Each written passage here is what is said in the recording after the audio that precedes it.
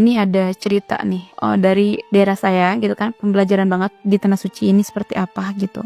Jadi ada cerita, ada seorang jemaah umroh yang bikin banyak orang di kampung itu jadi mikir gitu. Nah ceritanya ada seorang kakek, usianya 70-an, akhirnya bisa berangkat umroh kan setelah sekian lama menunggu. Tapi sayangnya perjalanan itu nggak berjalan mulus seperti yang diharapkan. Pas sampai di Tanah Suci, kakek ini malah kena musibah teman-teman. Dia dijamret orang di jalanan, bahkan sampai digebukin. Barang-barangnya hilang, badannya juga babak belur. Pas pulang ke Indonesia, kondisinya dia bener-bener drop. Bukan cuma fisik tapi juga mental. Cuman yang bikin orang-orang banyak ngomong adalah latar belakang dari kakek ini gitu. Dulunya dia itu suka banget main judi gitu kan, dan kurang cukup perhatian juga urusan agama gitu. Banyak yang bilang juga karena kejadian ini tuh ya teguran dari Allah gitu kan, supaya dia sadar dan lain sebagainya gitu ya. Tapi yang perlu kita garis bawahi adalah penting ya kita mengambil pelajaran, termasuk saya pribadi, buat Tanah Suci itu bukan tempat buat menghukum sebenarnya kita atas apa yang udah kita lakukan. Tapi sebenarnya justru sebaliknya, tempat ini digunakan untuk memperbaiki diri, untuk bertobat dan memohon ampun. Semua orang pasti punya dosa kan, pasti punya kesalahan. Tapi selama kita niatnya tulus untuk berubah, Allah pasti kok menerima tobat kita gitu. Nggak mungkin Allah menolak tobat kita dan harus ada kejadian yang seperti itu gitu.